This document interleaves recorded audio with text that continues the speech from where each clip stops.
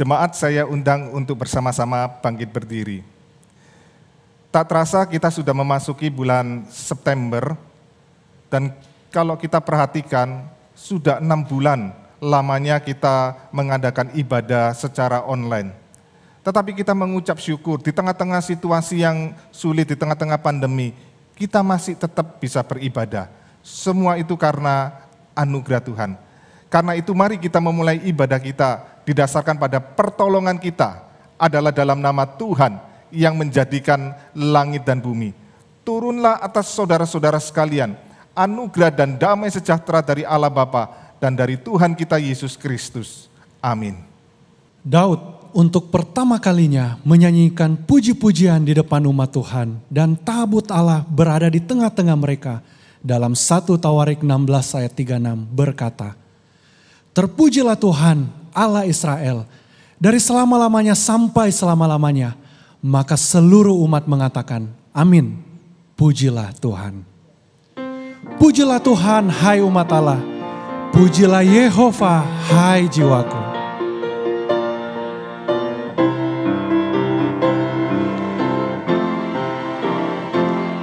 Pujilah hai jiwaku akan Yehova. Jangan lupakan anugerahnya. Ya sembuhkan dan ampuni dosamu dan menyelamatkanmu. Besar anugerahnya, besar anugerahnya, melebihi perkiraanku. Besar anugerahnya, dengan segala berkatnya ya puaskanmu. Rahmatnya sebagai mahkotamu, dan kekuatanmu tak akan pudarlah.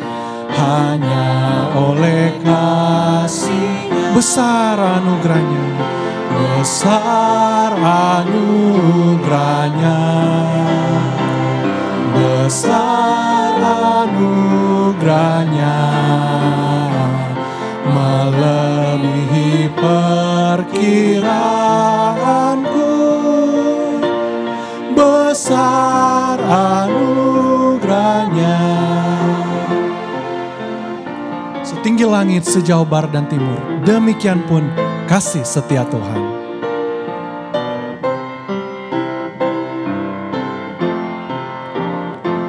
Setinggi langit sejauh barat dan timur, demikian pun kasih setianya.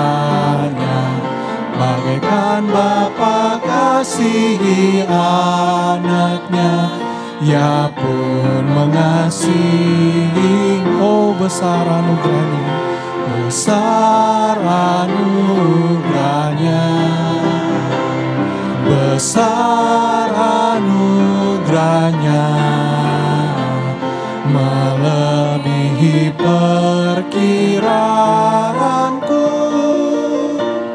Besar anugerahnya. Ya Tuhan, Allah yang hadir di tengah-tengah umat-Nya, kami berdiri saat ini untuk menyembah dan memuji-muji-Mu. Perbuatan-Mu yang besar telah kami lihat dan alami, membawa kami masuk menjadi umat-Mu, orang yang terpilih, imamat yang rajani, bangsa yang kudus, umat kepunyaan Allah sendiri, supaya kami memberitakan perbuatan-perbuatan yang besar dari-Mu, yang telah memanggil kami keluar dari kegelapan kepada terang-Mu yang ajaib. Kiranya Engkau dipermuliakan sekali lagi dalam nama Tuhan Yesus. Amin. Jemaat dipersilakan untuk duduk. Tuhan telah memanggil kita keluar dari kegelapan kepada terang-Nya. Tuhan Yesus berkata, "Nyawaku kuberikan bagimu anakku. Apa yang kau berikan padaku? Apakah kita memberikan dia kebenaran-kebenaran agamawi kita, kebenaran moral dan kebenaran perbuatan baik kita sendiri, atau kita hidup yang menikmati anugerah Tuhan. Biarlah sekali lagi firman-Nya yang hidup, yang daripadanya segala sesuatu telah dijadikan, mengasuh kita setiap lagi.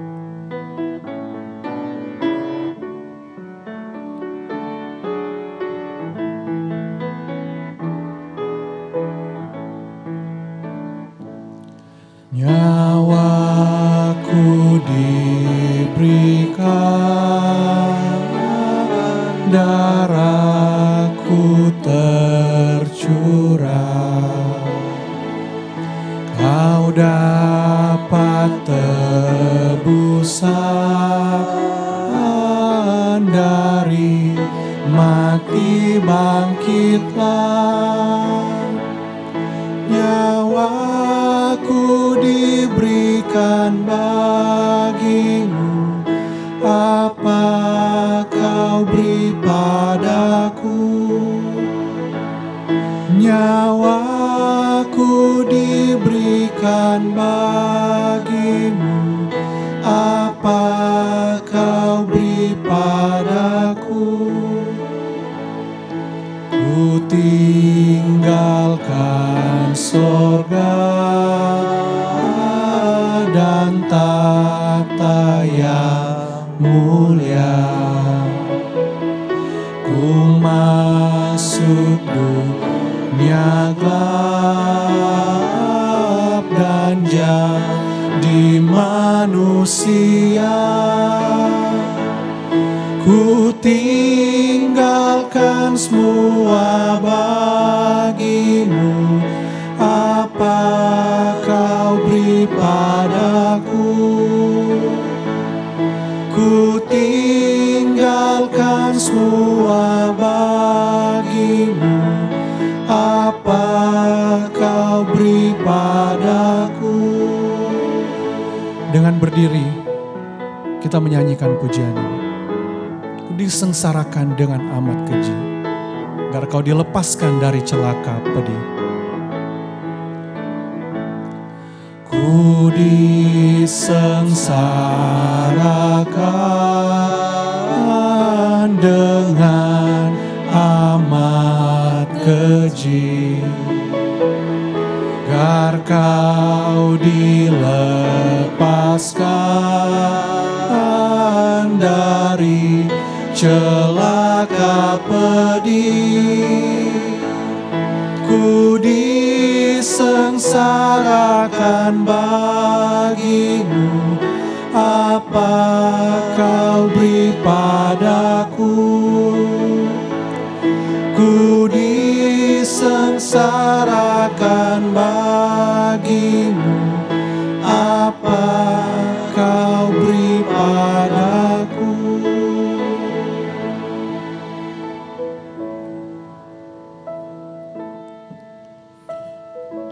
Jemaat yang dikasihi oleh Tuhan Yesus Kristus, mari kita sekarang datang di hadapan Tuhan. Mari kita datang mengakui segala dosa dan pelanggaran kita.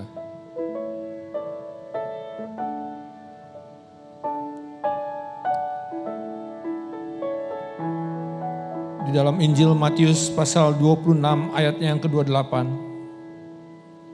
firman Tuhan berkata demikian.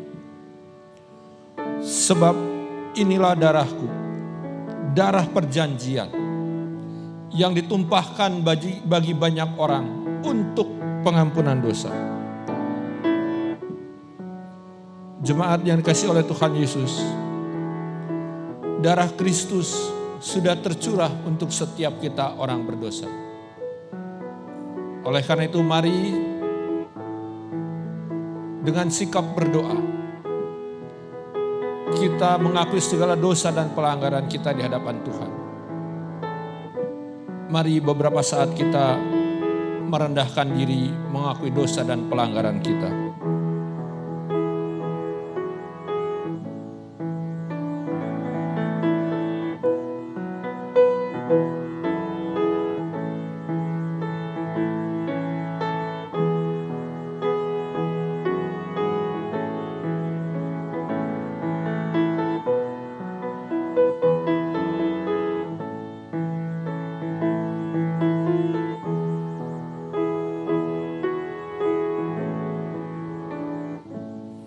Bapa di dalam surga, ini kami anak-anak-Mu datang di hadapan Engkau. Kami datang dengan segala keberadaan kami. Ampuni kami Tuhan. Engkau Tuhan Yesus yang sudah meninggalkan surga untuk kami semua. Engkau sudah menjadi manusia. Tetapi apa balasan kami Tuhan? Seringkali kami justru menyia-nyiakan pengorbanan-Mu di atas kayu salib. Ampuni kami Tuhan. Ampuni kami kalau kami sudah membuat Engkau kecewa dengan tingkah laku kami, tidak hidup seturut dengan firman Tuhan, menyakiti sesama kami. Ampuni kami Tuhan. Kiranya Roh Kudus yang menolong kami. Roh Kudus yang terus mengingatkan kami bahwa darah-Mu sudah dicurahkan untuk kami, orang berdosa. Di dalam nama Tuhan Yesus, kami memohon pengampunan. Amin. Mari Bapak Ibu Saudara sekalian, kita nyatakan pengakuan iman kita seturut dengan pengakuan iman rasuli. Hendaklah masing-masing orang mengaku demikian. Aku percaya kepada Allah, Bapa yang Maha Kuasa, Khalik langit dan bumi, dan kepada Yesus Kristus, anaknya yang tunggal Tuhan kita, yang dikandung dari Roh Kudus, lahir dari anak darah Maria, yang menderita sengsara, di bawah pemerintahan Pontius Pilatus, disalibkan, mati dan dikuburkan, turun ke dalam kerajaan maut. Pada hari yang ketiga, bangkit pula dari antara orang mati, naik ke surga, duduk di sebelah kanan Allah, Bapa yang Maha Kuasa. Dan dari sana Ia akan datang untuk menghakimi orang yang hidup dan yang mati. Aku percaya kepada Roh Kudus, gereja yang kudus dan am, persekutuan orang kudus, pengampunan dosa, kebangkitan tubuh, dan hidup yang kekal. Amin. Jemaat dipersilakan duduk, kita akan melanjutkan ibadah kita dipimpin oleh liturgis. Biarlah sekali lagi firman-Nya yang hidup, yang daripadanya segala sesuatu telah dijadikan, mengasuh setiap kita.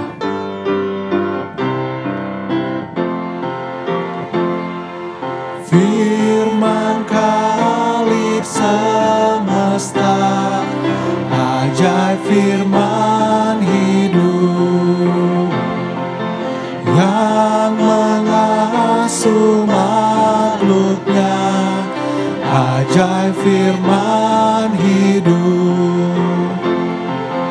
Bimbingannya tepat bagi orang sesat.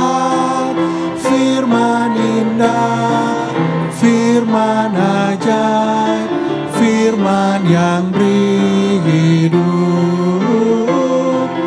Firman indah, firman ajaib, firman yang beri hidup.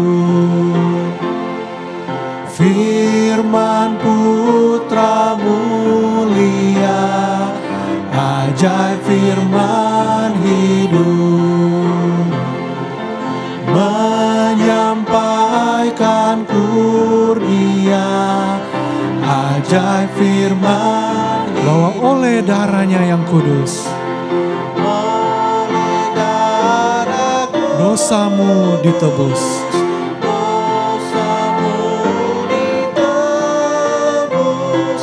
Firman indah, firman ajaib, firman yang beri hidup. Firman indah, firman ajaib, firman yang beri hidup. Mari beritakanlah Injilnya yang beri damai sentosa, Yesus Kristus yang memberi pengharapan. Beritakanlah Injilnya, ajaib firman hidup yang beri damai sentosa, ajaib firman hidup. Yesus Kristus Tuhan yang beri pengharapan, firman indah, firman ajaib, firman yang beri hidup, firman indah, firman ajaib, firman yang beri hidup. Kepada hambanya dipersilakan. Jemaat yang dikasihi Tuhan, mari sebelum kita mendengarkan penguraian firman Tuhan, saya mengajak kita terlebih dahulu berdoa memohon pimpinan pertolongan dari Tuhan.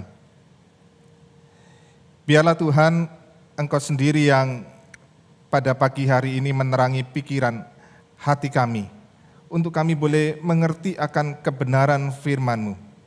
Mampukan kami Tuhan, bukan hanya kami mengerti, tetapi juga untuk kami taat dan dapat mengaplikasikannya di dalam kehidupan kami.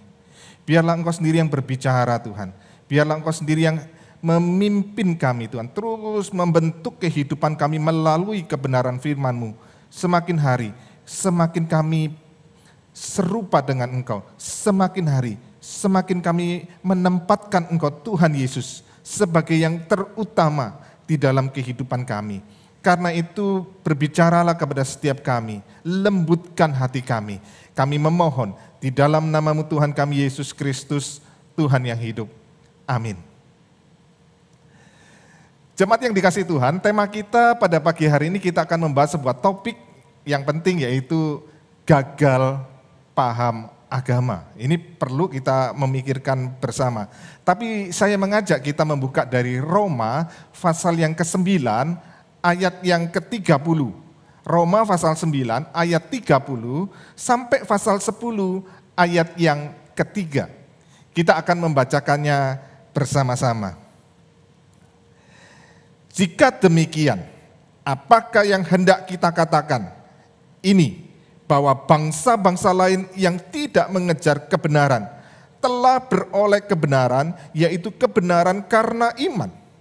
Tetapi bahwa Israel sungguh pun mengejar hukum yang akan mendatangkan kebenaran, tidaklah sampai kepada hukum itu. Mengapa tidak?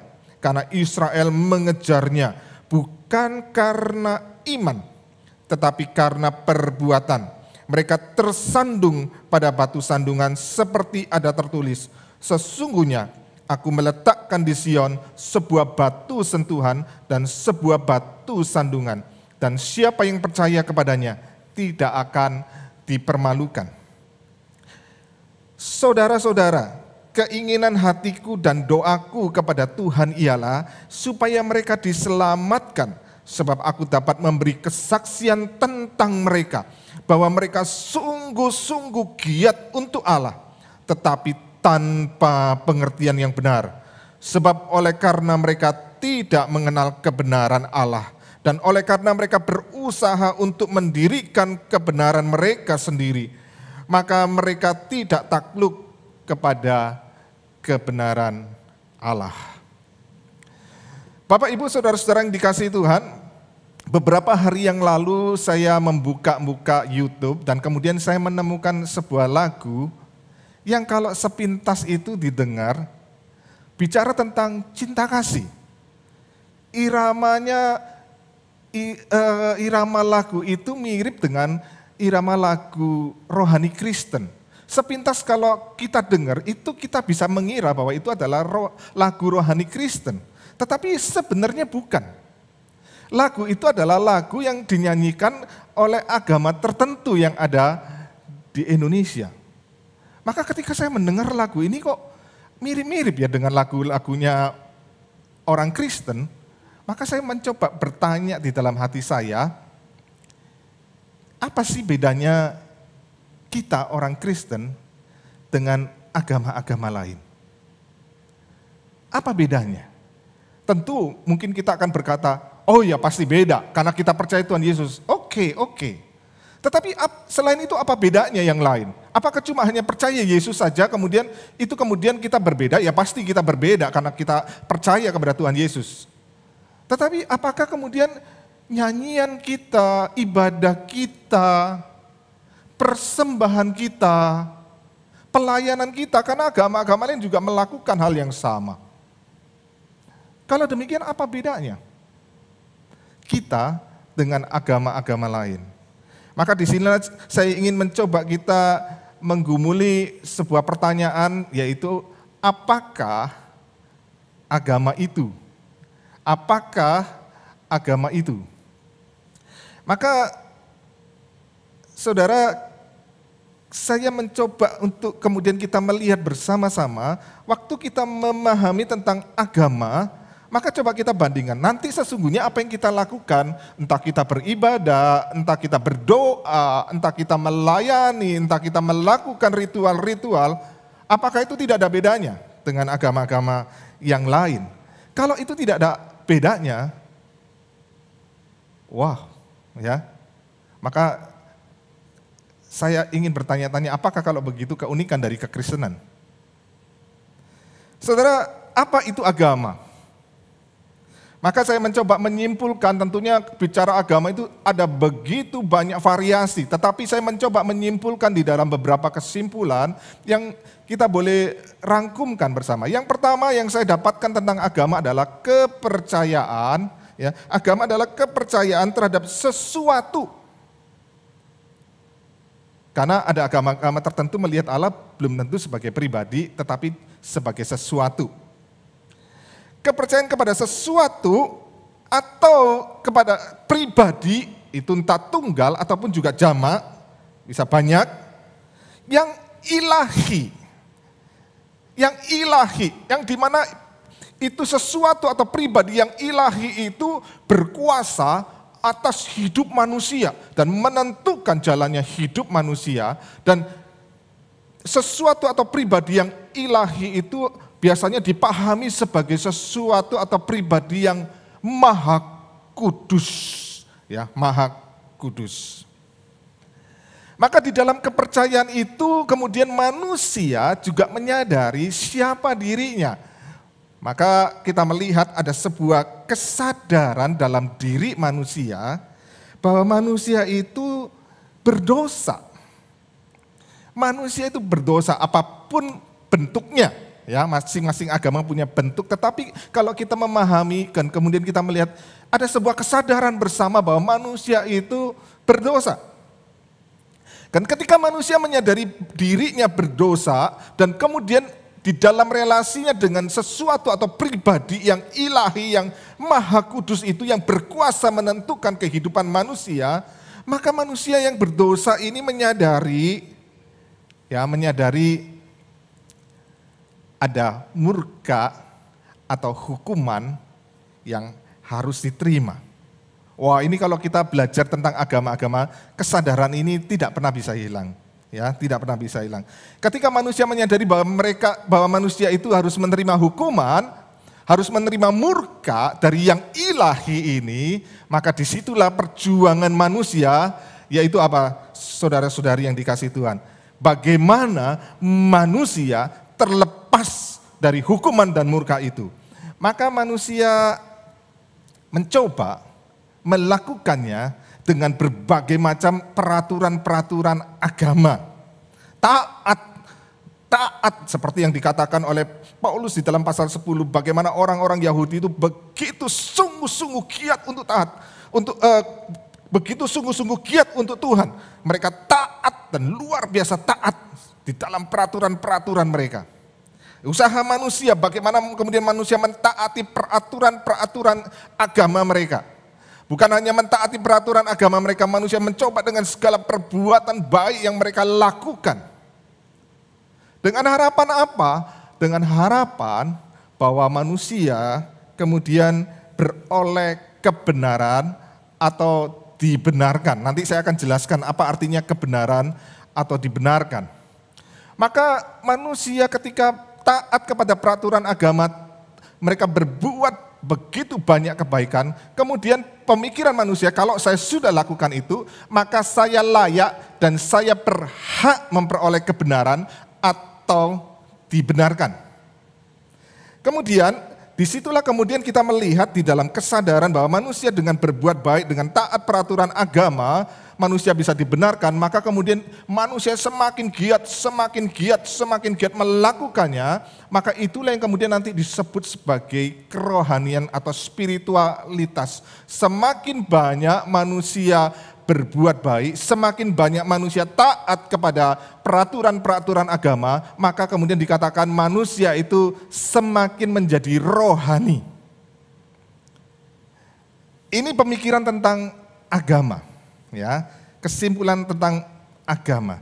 Nah, pertanyaannya adalah, Bapak Ibu yang dikasihi Tuhan, apakah betul itu jalannya seperti itu?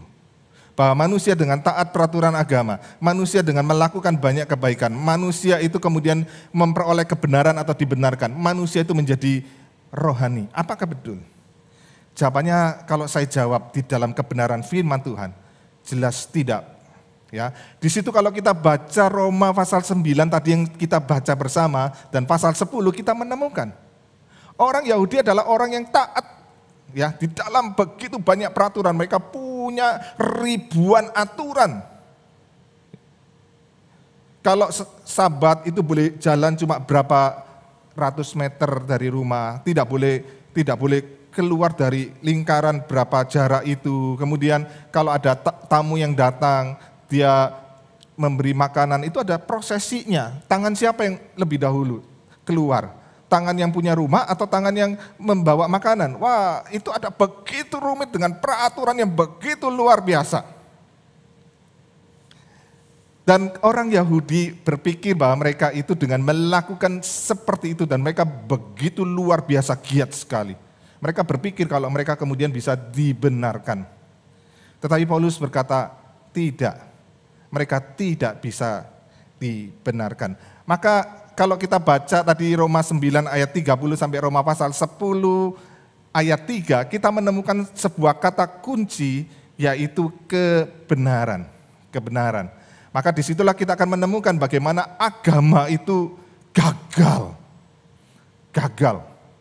Maka Bapak, Ibu, saudara-saudari yang dikasihi Tuhan, perhatikan, kebenaran atau dibenarkan itu punya arti keadilan. Ya, itu punya arti keadilan. Jadi dalam bahasa Inggris itu righteousness itu nanti berhubungan nanti dengan keadilan. Justice itu bahasa Yunaninya adalah dipakai bahasa yang sama. Dipakai bahasa yang sama. Itu punya arti keadilan. Maka ini adalah bahasa yang kemudian berbicara tentang hukum. Maka bicara tentang kebenaran, dibenarkan, itu adalah bahasa hukum. Artinya apa, Bapak Ibu yang dikasihi Tuhan? Maka nanti saya singgung sedikit ya. Kata dibenarkan itu bukan artinya sama rata, sama rasa. Ya, seringkali orang bicara kata kebenaran atau keadilan, justice, itu seringkali kemudian pemikirannya langsung apa? Sama rata, sama rasa. Makanya waktu kemarin pembahasan tentang pilihan, seringkali orang tidak bisa memahami kata adil. Allah yang adil itu seringkali memahaminya cuma sama rata, sama rasa, bukan persoalan di dalam konteks hukum. Maka Bapak Ibu, saudara-saudara yang dikasihi Tuhan, keadilan yang bersifat sama rata, sama rasa itu bukan keadilan dan tidak pernah bisa menjadi keadilan. Contohnya begini, saya punya seorang anak perempuan dan seorang anak laki-laki. Kalau saya berikan anak perempuan saya rok, saya belikan anak perempuan saya rok, supaya sama rata, sama rasa, saya harus berikan anak laki-laki saya apa? Rok. Sama rata, sama rasa. Kebayang nggak saudara? Itu kebenaran itu sangat mengacaukan sekali. Atau begini, seringkali di negara-negara komunis, kenapa negara komunis itu kemudian banyak yang kemudian tidak bisa bertahan? Karena menerapkan keadilan sama rata, sama rasa. Orang rajin dapat 1 piring. Orang males dapat 1 piring. Orang gemuk yang butuh 2 piring dapat 1 piring. Orang kurus yang butuh setengah piring dapat 1 piring. Karena apa? Sama rata, sama rasa. Makanya kemudian secara ekonomi menjadi kacau dan hancur. Kenapa kemudian komunisme tidak bisa bertahan? Karena menerapkan keadilan yang sama rata, sama rasa adalah sesuatu yang sangat-sangat tidak bisa dipertanggungjawabkan. Bagaimana mungkin orang rajin dapat cuma 1 piring, orang malas cuma dapat 1 piring? Itu adalah kekacauan. Maka keadilan itu harus kita pahami di dalam bahasa hukum, yaitu apa? Yang salah harus dihukum, yang tidak salah tidak dihukum. Nah, ini yang kita harus pahami, Bapak Ibu yang dikasihi Tuhan. Ya, yang salah harus dihukum, yang tidak salah tidak dihukum. Maka kalau orang yang belajar hukum pasti memahami ini. Inilah yang disebut keadilan.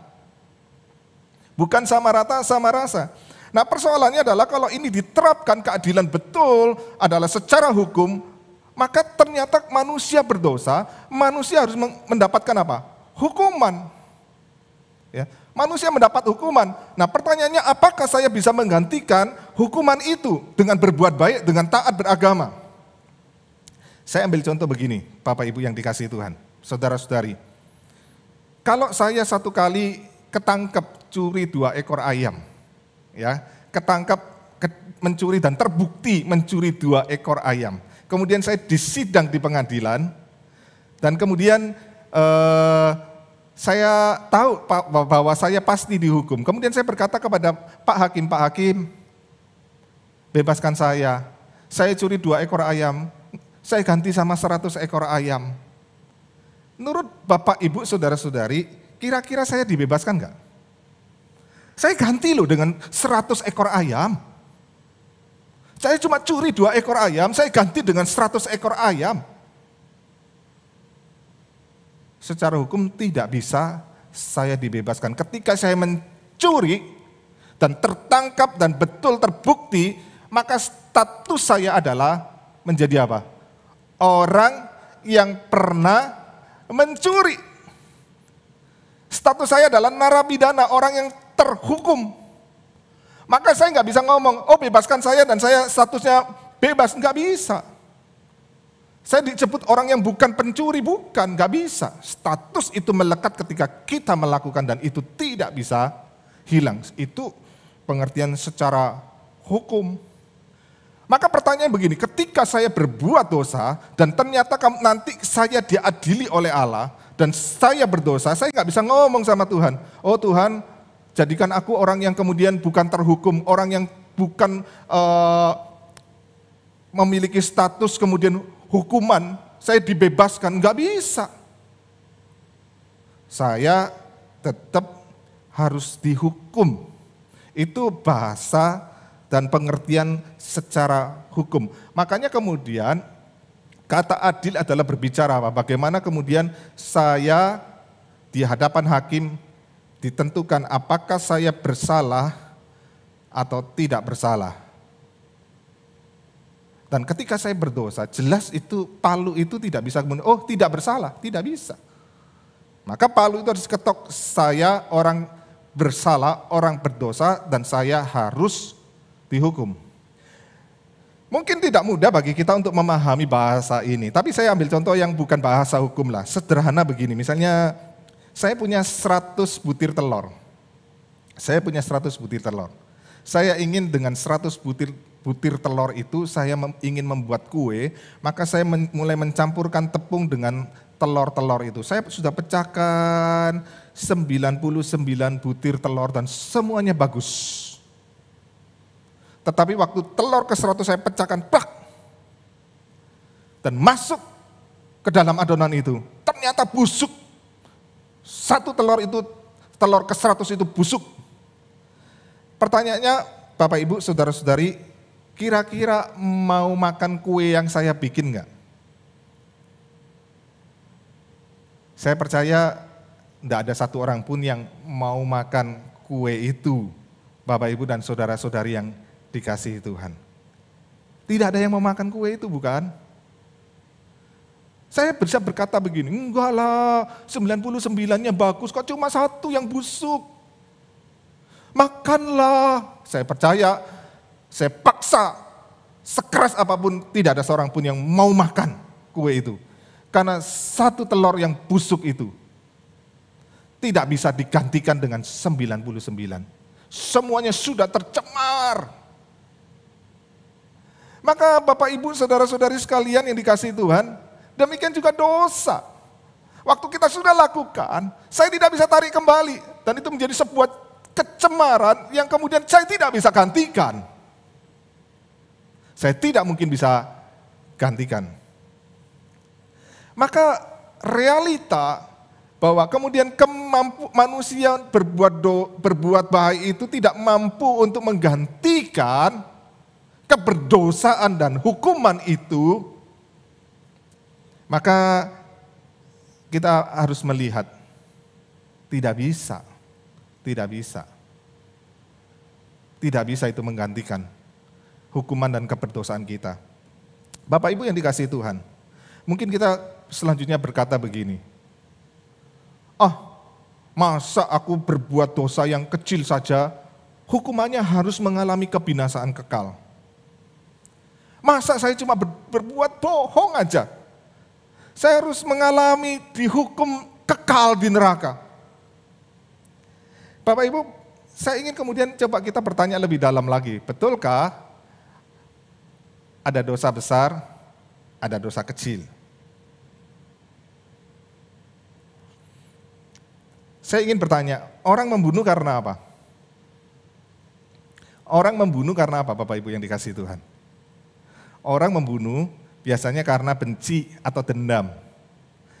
Atau karena dia iri hati. Ya, orang karena iri hati itu bisa membunuh, ya, jangan salah. Kita lihat Kain dan Habel. Kain itu iri terhadap Habel dan dia bisa bunuh adiknya sendiri. Saya menemukan banyak di mana-mana iri hati itu bisa saling membunuh, bahkan antara saudara bersaudara yang iri hati. Terutama nanti saya sering menemukan soal harta warisan. Iri hati itu bisa bawa pisau satu sama lain, bisa mau bunuh-bunuhan. Saya menemukan itu. Atau orang karena serakah. Orang serakah itu bisa juga membunuh. Maka Bapak Ibu saudara-saudara yang dikasihi Tuhan, kenapa orang bisa membunuh? Karena ada dendam, kebencian, atau karena iri hati, atau karena keserakahan, maka orang membunuh. Pertanyaan saya, kalau tidak ada dendam atau benci, tidak ada iri hati, tidak ada serakah, orang membunuh nggak? Orang tidak akan membunuh. Pembunuhan selalu ada penyebabnya. Dan penyebabnya biasanya karena dendam atau benci, karena iri hati, atau karena serakah. Maka kalau tidak ada penyebabnya, maka tidak ada akibatnya. Orang tidak akan mungkin membunuh kalau tidak ada kebencian, tidak ada iri hati, tidak ada serakah. Maka benci, iri hati, dan serakah itu menjadi akar. Itu menjadi akar dari pembunuhan. Bapak Ibu yang dikasihi Tuhan, kalau demikian lebih besar mana? Benci, iri hati, serakah dengan membunuh. Lebih besar mana? Lebih besar mana? Maka kita tidak bisa tentukan. Kalau tidak ada akar, tidak ada buah. Maka tidak ada ukuran besar kecil. Bahkan Tuhan Yesus waktu berkata di dalam khotbah di bukit, dia berkata, kalau ada orang yang berkata kepada saudaranya, jahil. Jahil itu kafir. Dan karena omongan itu saudaranya kemudian dibunuh. Itu sudah pembunuhan. Padahal yang dalam kemarahan memaki saudaranya jahil atau kafir. Tuhan ngomong kamu sudah membunuh. Orang berzina, akarnya di mana? Di pikiran yang kotor. Kalau tidak ada pikiran yang kotor, orang tidak berzina. Maka lebih besar mana pikiran kotor atau perzinahan? Tuhan ngomong apa? Kalau kamu memandang perempuan, bayangkan perempuan pada zaman itu pakaiannya tidak seterbuka zaman sekarang. Mereka tertutup pakaiannya. mereka pakai jubah yang panjang, mereka pakai kerudung, dan itu berbeda dengan orang-orang zaman sekarang yang kalau pakai pakaian ketat-ketat. Saya tidak ngomong orang yang pakai pakaian ketat kemudian menyebabkan kemudian hal-hal yang negatif, enggak. Tetapi kebayang enggak di dalam konteks zaman itu kemudian ada orang laki-laki kemudian memandang perempuan dan dia birahi, dan itu bukan istrinya, dan dia membayangkan hubungan itu dengan perempuan itu. Tuhan ngomong apa? Itu sudah berzina. Karena itulah akar dari perzinahan. Akar dari percabulan. Maka Bapak Ibu Saudara-saudara yang dikasihi Tuhan, tidak ada dosa lebih besar, lebih kecil. Maka kalau demikian, tidak ada seorang pun yang bisa lari dari hadapan pengadilan Allah. Maka manusia tidak mampu untuk menyelamatkan dirinya.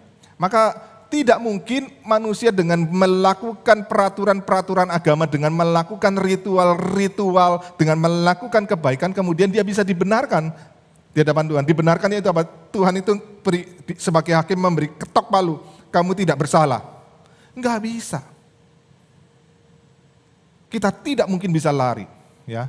Tidak mungkin kemudian karena kita melakukan peraturan-peraturan agama itu dan berbuat baik, kemudian kita menjadi orang rohani. Tidak.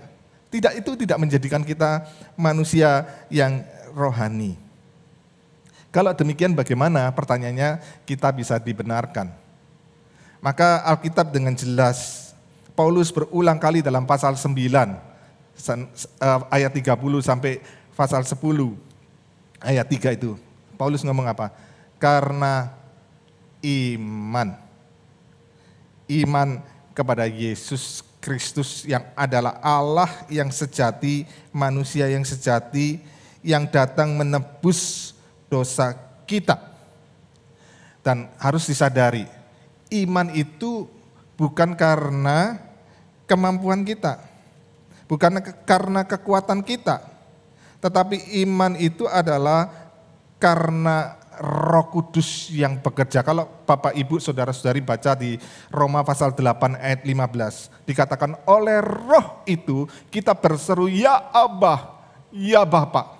Roh itulah yang memampukan kita untuk percaya. Maka keselamatan iman itu pun adalah anugerah daripada Allah. Maka Bapak Ibu yang dikasihi Tuhan, iman itulah yang memampukan kita untuk diselamatkan. Tetapi kemudian kita bisa berkata, loh gak adil dong Tuhan. Masa saya orang berdosa, ya saya dibebaskan begitu saja. Tuhan gak adil, harusnya kan dihukum. Oh jangan salah Bapak Ibu yang dikasihi Tuhan. Allah tidak pernah melanggar keadilannya. Memang hukuman dosa itu harus dihukum. Tetapi ingat, bukan ditimpakan kepada kita, tetapi itu ditimpakan kepada Yesus Kristus yang menggantikan hukuman dosa itu. Kok bisa? Ya bisa. Bisa, karena Yesus adalah Allah yang menjadi manusia, dia yang tidak berdosa, itu bisa menggantikan yang berdosa. Kalau saya tidak bisa gantikan orang lain karena saya sendiri berdosa dan saya harus dihukum. Maka hanyalah yang tidak berdosa yang bisa menggantikan yang berdosa. Tetapi kalau satu orang berdosa hanya mampu menggantikan satu orang berdosa. Karena itulah Allah sendiri yang datang menjadi manusia, dia yang tidak berdosa, dia menanggung hukuman. Maka dia sanggup untuk menggantikan seluruh dosa kita. Bukan cuma dosa kita, tetapi dosa manusia-manusia yang lain. Maka kita melihat, Allah adil, hukuman tetap diterapkan, tapi itu dikenakan kepada Yesus Kristus yang menggantikan hukuman kita. Karena itulah hal itu disebut bukan agama, ya. Karena itu kalau kita lihat agama ya, manusia itu terus dengan mencoba melakukan untuk mendapat kebenaran. Tapi perhatikan, di dalam kekristenan itu bukan agama. Kekristenan bukan agama Bapak Ibu yang dikasihi Tuhan. Kekristenan itu Injil kasih karunia ya. Kekristenan itu adalah Injil kasih karunia. Agama, manusia yang mencari dan berusaha mendapatkan Allah. Perhatikan, agama itu manusia yang berusaha mencari dan mendapatkan Allah. Tetapi kekristenan adalah Allah yang memilih kita, mencari kita, ya, dan mendapatkan kita manusia. Kekristenan adalah Allah yang memilih, Allah yang mencari, dan Allah yang mendapatkan kita manusia. Itu beda sekali. Kalau agama di dunia ini berusaha untuk mencari mendapat Allah, tetapi mereka tidak pernah bisa mendapatkan Allah. Maka Bapak Ibu yang dikasihi Tuhan, itulah perbedaannya. Yang membedakan kita dengan manusia atau agama-agama yang ada di dunia ini. Makanya pertanyaan tadi, judul khotbah tadi adalah gagal paham agama. Ya memang kita harus gagal paham karena kita bukan beragama. Kita ini ada karena Injil kasih karunia.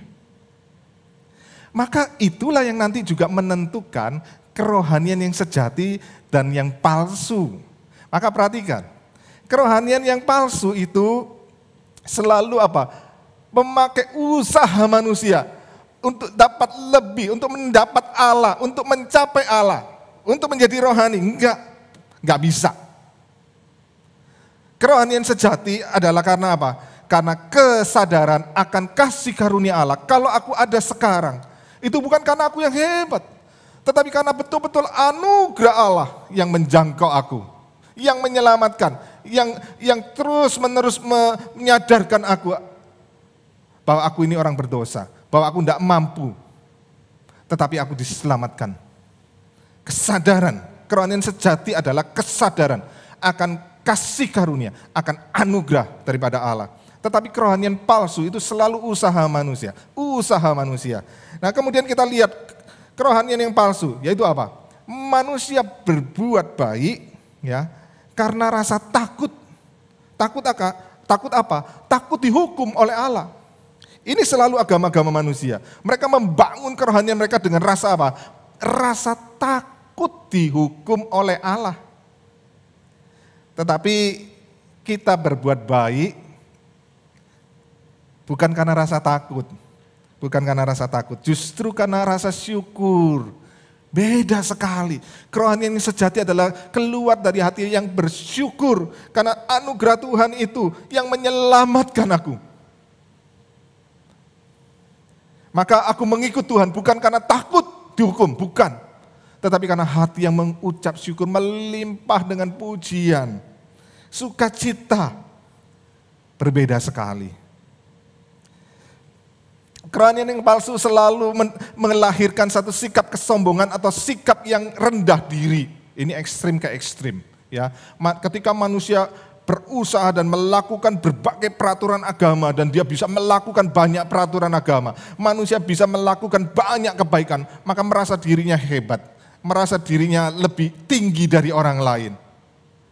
Maka manusia mulai menghakimi orang-orang lain. Ada sombong, rasa sombong.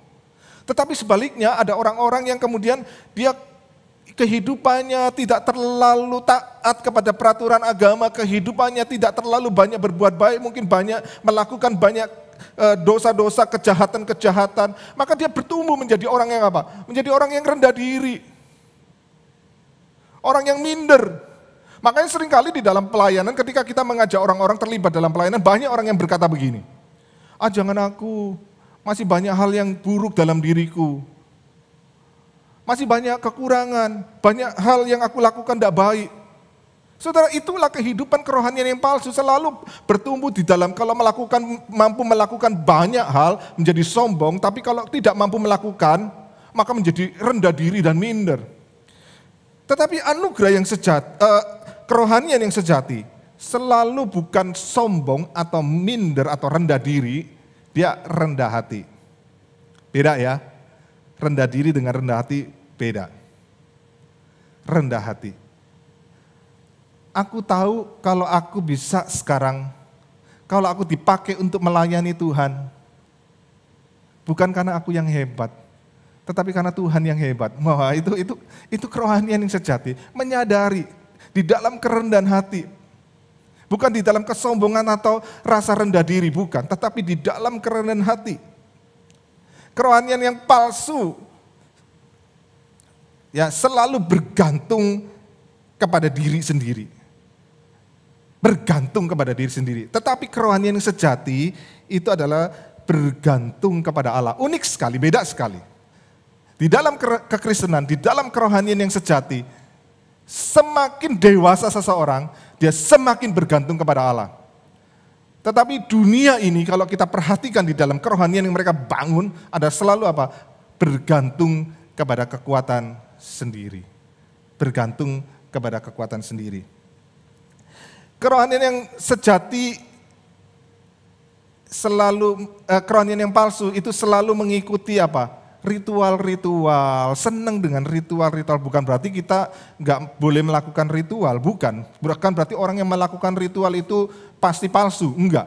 Tetapi dia sangat-sangat mengikuti ritual. Tetapi orang yang memiliki kerohanian yang sejati, itu dia mengikut Yesus. Mengikut Yesus. Makanya kalau kemudian kita lihat di dalam gereja, banyak hal yang ada satu konsep yang salah, yang tertanam mungkin bertahun-tahun bahkan berpuluh-puluh tahun, yaitu apa? Semakin banyak kegiatan yang dilakukan di dalam gereja, semakin banyak kegiatan di dalam gereja, maka itu seakan-akan semakin rohani. Padahal itu bukan ukuran. Ukuran kerohanian sejati adalah apakah karakterku sudah semakin serupa dengan Kristus?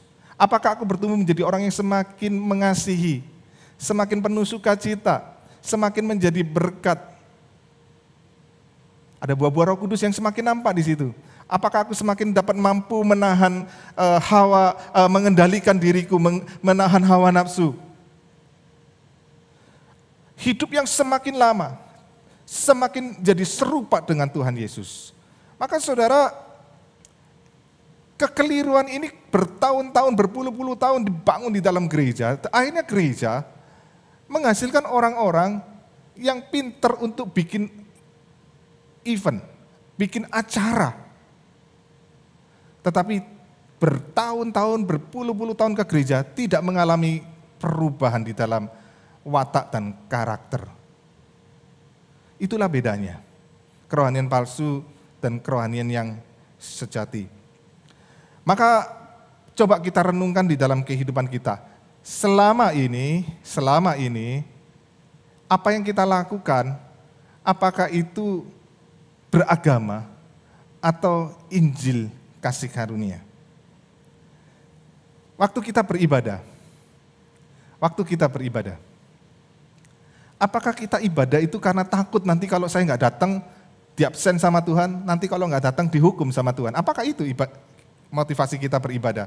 Ataukah justru kita beribadah karena rindu, karena saya sudah mengalami anugerah Tuhan dalam hidup saya, maka saya rindu untuk berjumpa dengan Dia. Waktu kita kasih persembahan, apakah takut karena kita nggak diberkati oleh Tuhan? Atau itu sebagai ucapan syukur, karena aku sudah diberkati oleh Tuhan, berlimpah-limpah di dalam anugerahnya, maka aku memberikan persembahan sebagai ucapan syukur dan imanku. Doa-doa kita yang kita lakukan, apakah doa-doa kita ini memperalat Tuhan atau bergantung kepada Tuhan?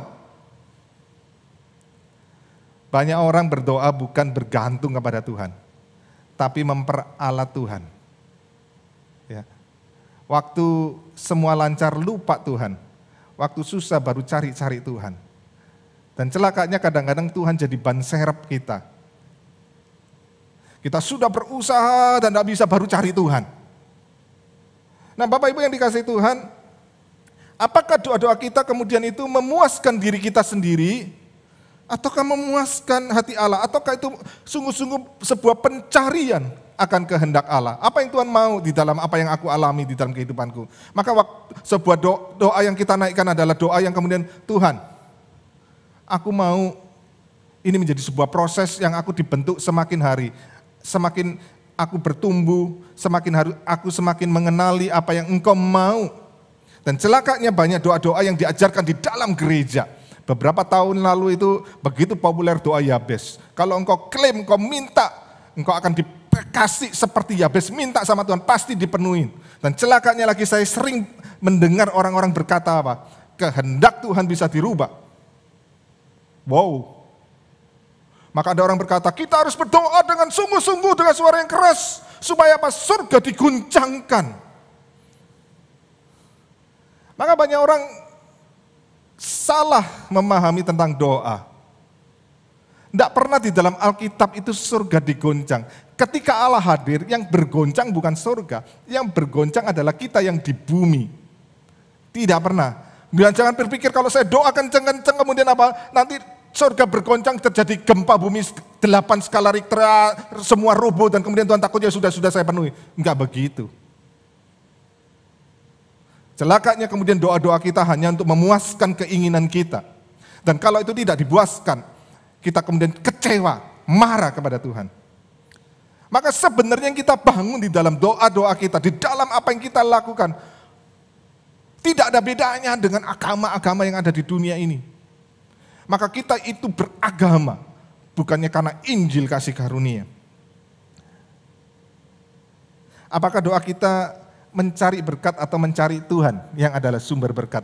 Banyak orang mencari berkatnya Tuhan, tapi tidak mencari Tuhan yang adalah sumber berkat itu sendiri. Pelayanan kita melayani kan untuk apa? Untuk kemuliaan diri atau untuk kemuliaan Tuhan? Banyak orang begitu mudah berkata, aku melayani untuk kemuliaan Tuhan, tetapi sebenarnya untuk kemuliaan diri sendiri. Kerohanian yang sejati, yang berdasarkan Injil kasih karunia. Karena aku tahu hidupku ini ada, karena anugerah. Bahkan pelayanan itu sendiri adalah anugerah. Banyak orang berkata, banyak orang tidak sadar dan secara tidak sadar di dalam pikirannya kemudian berkata, ya aku melayani itu, aku mau atau tidak mau. Aku bisa atau tidak bisa. Bukan loh. Pelayanan itu anugerah. Perhatikan. Kita melayani, jujur kalau kita mau lihat, lebih banyak waktu kita melayani bikin masalah atau bikin banyak perbaikan. Harus diakui di dalam segala kelemahan kita, termasuk saya. Saya lebih banyak bikin kekacauan daripada banyak hal yang baik. Tetapi di dalam kelemahan-kelemahanku, kok mau ya Tuhan pakai? Padahal Tuhan bisa kerja sendiri enggak? Dan kalau Tuhan kerja sendiri semua beres kok. Tuhan bisa, tapi Tuhan kok mau tetap pakai kita yang penuh dengan kelemahan. Maka disitulah kemudian kita harus sadar, karena anugerahnya, kita melayani Tuhan karena anugerahnya, bukan karena aku yang hebat. Tuhan mau pakai aku untuk menjadi alat kemuliaannya. Maka tidak ada satupun di dalam pelayanan yang boleh kita sombongkan dari diri kita. Di dalam pelayanan kita, apa yang kita lakukan? Kita jadi Marta atau menjadi Maria, Bapak Ibu yang dikasihi Tuhan. Seringkali pelayanan itu kita begitu sibuk sana sini, begitu sibuk sana sini. Kita kelelahan. Kita berusaha untuk melayani Tuhan. Tetapi celakanya banyak orang yang melayani begitu sibuk, kehilangan Tuhan itu sendiri. Banyak orang yang terlalu sibuk di dalam gereja, akhirnya tidak lagi bisa bersaat teduh, tidak bisa lagi berdoa. Karena apa? Sebentar lagi pikirannya nggak bisa tenang. Karena apa? Harus siapin ini, siapin itu, siapin ini, siapin itu. Kita kelelahan. Dan akhirnya yang kita lakukan bukan lagi apa yang Tuhan mau. Celakanya kita ini jujur menjadi seperti hamster, tahu ya Bapak Ibu ya, saudara-saudari hamster, binatang seperti tikus itu ya, yang kemudian ditaruh di kandang dan ada untuk roda itu, hamster itu terus main di roda itu, dia jalan, terus tidak ada hentinya jalan. Kita seperti itu pelayanan. Kita tidak kemana-mana. Kita tidak melakukan apa yang Tuhan mau. Karena kita sudah terlalu sibuk sampai kita kehilangan Tuhan itu sendiri. Maka biarlah kebenaran firman Tuhan ini menantang kita kembali untuk berpikir. Selama ini kita berjalan di dalam seluruh aktivitas kita. Di dalam kehidupan kita bergereja, di dalam kehidupan kerohanian kita beragama ataukah karena Injil kasih karunia? Mari kita tundukkan kepala, kita bersama-sama berdoa.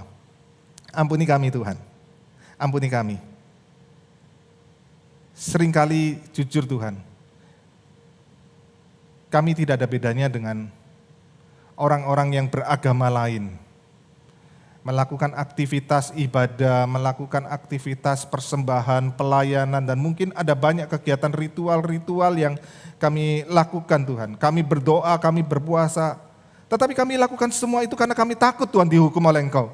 Kami lakukan semua itu karena kami kemudian merasa mampu dengan kekuatan kami sendiri. Kami melakukan semua itu Tuhan karena kami ingin dipandang orang baik, dan kami ingin menunjukkan diri kami yang baik itu Tuhan. Kami lupa Tuhan, kami ada semua karena anugerah-Mu. Kami lupa Tuhan, bahwa kalau kami mampu, itu semua karena anugerah-Mu. Maka ajar kami dan ubah sudut pandang kami melihat di dalam kehidupan kerohanian kami. Bukan lagi dengan kekuatan kami, tetapi dengan sebuah kesadaran akan anugerah-Mu Tuhan. Anugerah-Mu yang begitu besar dalam hidup kami. Anugerah-Mu, anugerah-Mu, anugerah-Mu. Dan itulah yang menjadikan kami semakin hari, semakin bergantung kepada Engkau. Pimpin kami, tolong kami Tuhan. Kami berdoa di dalam nama-Mu Tuhan kami Yesus Kristus, Tuhan yang hidup. Amin. Jemaat yang dikasihi Tuhan, ada beberapa warta yang akan saya sampaikan. Pertama, untuk bulan September, ibadah kita di dalam kebaktian umum masih kita adakan secara streaming. Jemaat dapat mengikuti ibadah melalui YouTube GKY Makassar.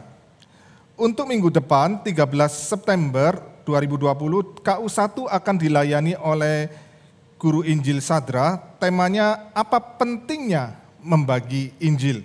Dan untuk kebaktian Redeemer Service akan dilayani oleh Pendeta Budionoli. Temanya Vocation or Vacation. Ini tema yang cukup menarik ini bagi orang muda. Untuk kebaktian doa kita akan mengadakannya melalui live streaming. Mengucap syukur Rabu yang lalu kita sudah mengadakan secara live streaming dan mengucap syukur semua berjalan dengan baik. Dan Rabu depan ini tanggal 9 September kita akan mengadakan secara live streaming. Jemaat dapat mengikutinya di channel YouTube GKY Makassar pukul 19.30. Pembicaranya nanti adalah Cuanto Heni dengan topik ucapan bahagia yang ke-6. Untuk rapat pleno majelis hari ini, mengingatkan kepada rekan-rekan majelis, hari ini kita ada rapat pleno pukul 13. Akan dilakukan melalui Zoom. Karena itu rekan-rekan majelis kami harapkan untuk dapat mempersiapkan diri. Untuk Redeemer Talks mengajak bergabung, dari rekan-rekan Redeemer Talks mengajak untuk bergabung dan menyaksikan acara Redeemer Talks yang akan diadakan hari Selasa 8 September 2020 pukul 19.30. Temanya yaitu apakah orang Kristen telah mengubah Alkitab, dengan pembicara Andre Tunggal. Karena itu mari kita bersama-sama bergabung dengan Redeemer Talks melalui channel YouTube Redeemer GKY. Untuk berita hamba Tuhan, mengucap syukur bahwa gereja kita akan mengutus 2 orang hamba Tuhan dari STT Sapi, yaitu Saudara Komunian Hulu dan Saudari Wistaria Hareva. Kedua orang hamba Tuhan ini akan diutus ke Bambam untuk melayani PAUD dan melayani gereja di sana. Mereka akan berangkat tanggal 8 September, karena itu kami sangat mengharapkan dukungan doa dari jemaat sekalian. Yang terakhir kami mengucapkan terima kasih untuk persembahan pujian dari anak-anak sekolah minggu dari Paduan White Lily. Terima kasih untuk persembahan pujian yang indah. Waktu selanjutnya saya serahkan kepada pemimpin pujian untuk dapat memimpin pujian dan persembahan. Tuhan adalah Allah yang senang menerima sembahan kita. Dia berseru, beri terbaikmu, karena aku telah memberi terbaikku. Mari kita bawa persembahan yang terbaik dengan iman dan hati yang penuh syukur. Dengar seruannya, beri terbaikmu. Rendah atau tinggi, Dia melihat.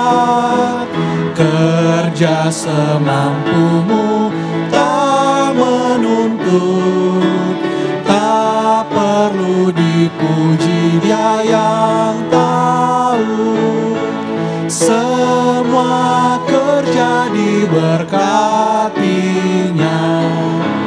Dia mau kita berhati sungguh. Meski yang kau mampu tak berarti, melayanilah Dia sekuatmu.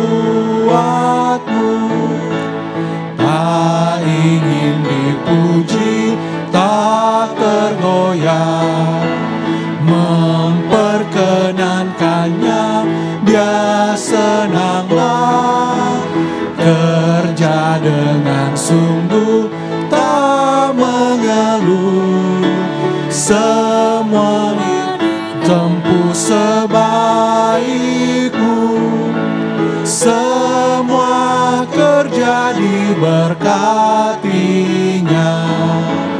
Dia mau kita berhati sungguh. Meski yang kau mampu tak berarti, melayanilah Dia sekuatmu. Jemaat dipersilakan untuk bangkit berdiri. Hari akan berlalu dengan pesat, bekerjalah cepat, Dia akan uji.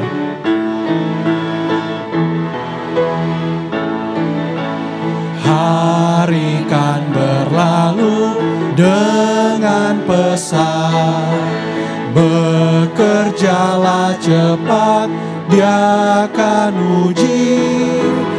Tatkala Ia datang, damai senang, ada pahala sedang semua kerja diberkatinya. Semua kerja diberkatinya. Dia mau kita berhati sungguh. Meski yang kau mampu tak berarti, melayanilah Dia sekuatmu.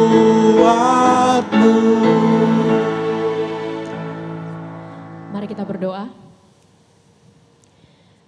Kembali kami datang ke hadirat-Mu Bapa dengan ungkapan syukur. Kami mengucapkan terima kasih untuk setiap kebaikan yang Tuhan berikan buat kami. Terima kasih untuk pemeliharaanmu, terima kasih untuk pimpinanmu, terima kasih untuk penyertaanmu Bapa. Dan khususnya rasa syukur kami yang besar atas karya penembusan anakmu yang tunggal di kayu salib. Terima kasih Bapa. Dan hari ini kami telah mengumpulkan persembahan sebagai ungkapan syukur kami. Biarlah Engkau berkati, kuduskan dan sucikan persembahan kami. Berkati juga tangan-tangan yang mengolahnya. Biarlah persembahan yang telah terkumpul ini boleh Engkau pakai untuk kemuliaan nama-Mu saja. Terima kasih Bapa, inilah doa kami di dalam nama Tuhan Yesus kami berdoa dan bersyukur. Amin. Segala puji hormat kemuliaan hanya bagi Tuhan. Doksologi.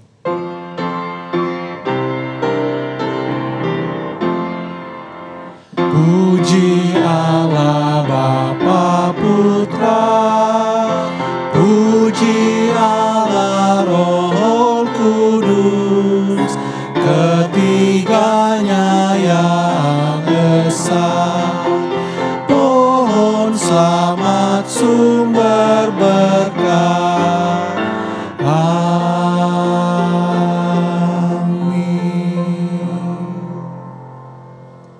Jemaat yang dikasihi Tuhan, dengarkanlah berita dari firman Tuhan dari Efesus 2 ayat 8 sampai 10. Sebab karena kasih karunia kamu diselamatkan oleh iman. Itu bukan hasil usahamu, tetapi pemberian Allah. Itu bukan hasil pekerjaanmu. Jangan ada orang yang memegahkan diri. Karena kita ini buatan Allah, diciptakan dalam Kristus Yesus untuk melakukan pekerjaan baik yang dipersiapkan Allah sebelumnya. Ia mau supaya kita hidup di dalamnya. Jemaat yang dikasihi Tuhan, terimalah berkat dari Allah Tritunggal. Tuhan memberkati engkau dan melindungi engkau. Tuhan menyinari engkau dengan wajah-Nya dan memberi engkau kasih karunia. Tuhan menghadapkan wajah-Nya kepadamu dan memberi engkau damai sejahtera dimanapun engkau berada, dari sekarang sampai selama-lamanya. Amin. Amin.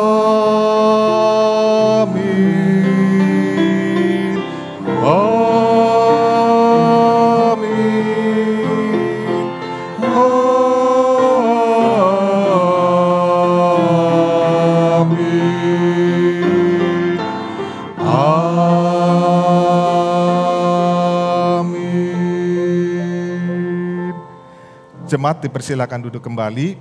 Kita akan menyaksikan persembahan pujian, dan bagi jemaat yang belum menyelesaikan persembahan dapat menyelesaikannya.